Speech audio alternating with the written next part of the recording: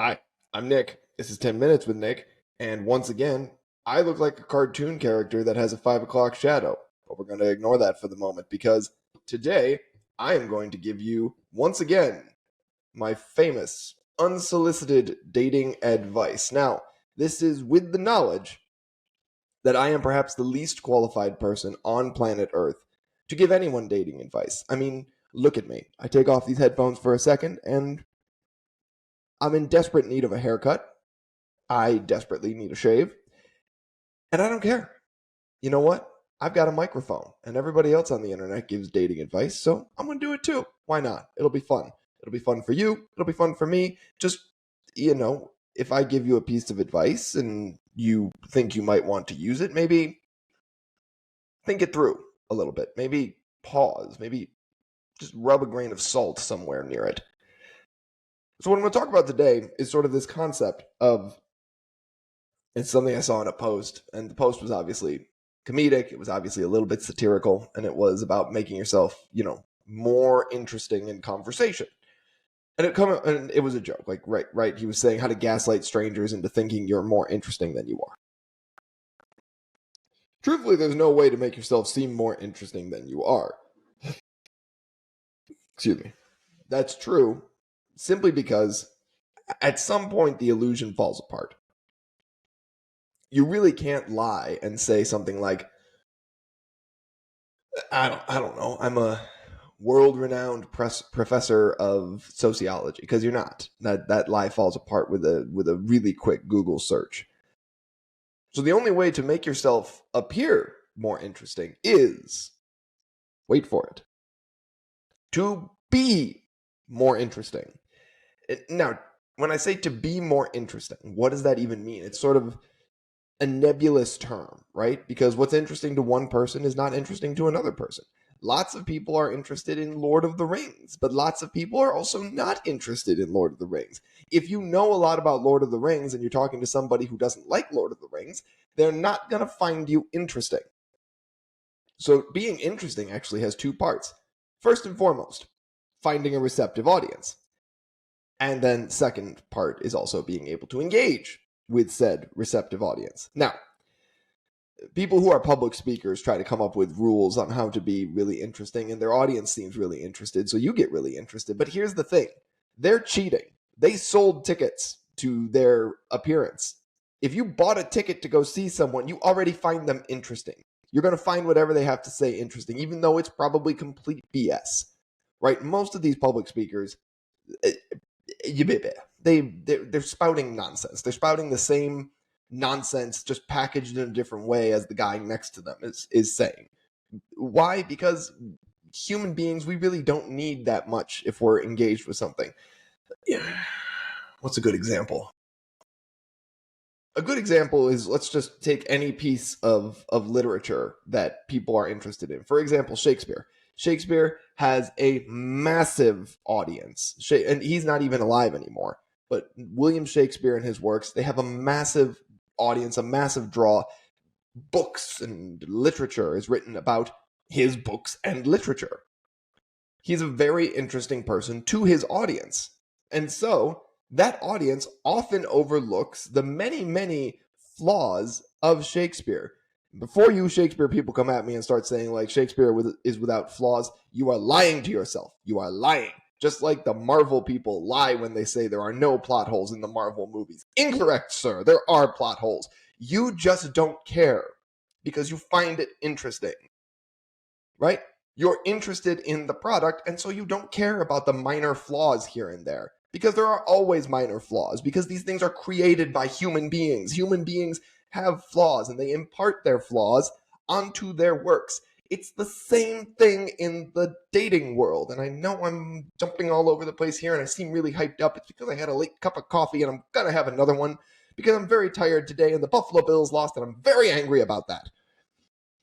As you can see, I totally have this under control. Now, that some people may see that as a flaw in this podcast, but if you're interested in this podcast, chances are you're interested in the weirdness of me. You don't really listen for the things I say. You listen to hear me be weird and occasionally heartfelt. I'm weird and heartfelt. That's the audience I connect to on occasion.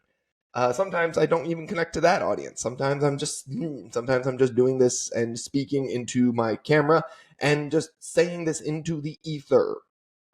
Actually, I'm probably mostly saying this into the ether. Thank you to the 31 people who make sure that I'm not totally screaming into the ether. Anyway, flaws are the same thing. The flaws in everything are the same thing as in the dating world.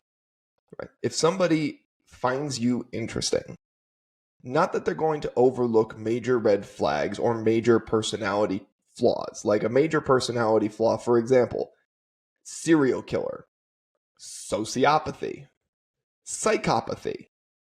Things that not only make you a bad partner, but would also make you a bad human being, right? And now, there's going to be people who come at me and say like, oh, but there are good sociopaths and good psychopaths. Sure. Sure. And I'm sure there are many serial killers who have made marvelous contributions to society. But don't come at me. On the whole, those things are not good personality traits. Narcissists, on the whole, are not, it's not a good personality trait. On the whole, as a general thing, I'm speaking in generalities. This is a 10-minute podcast. I don't have time to get into the nuances of narcissism. What I'm saying is, if somebody finds you interesting, they're going to overlook most of your minor personality flaws, because we all have minor personality flaws. I'm sorry, we all do. I don't care, Mr. 15-year-old, that you met your soulmate in high school and she's perfect and nothing could ever go wrong. She's got a flaw somewhere.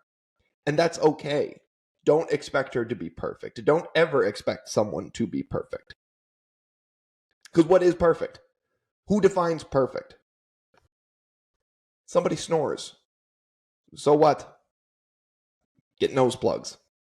Or if they have a real problem, get one of those Darth Vader masks.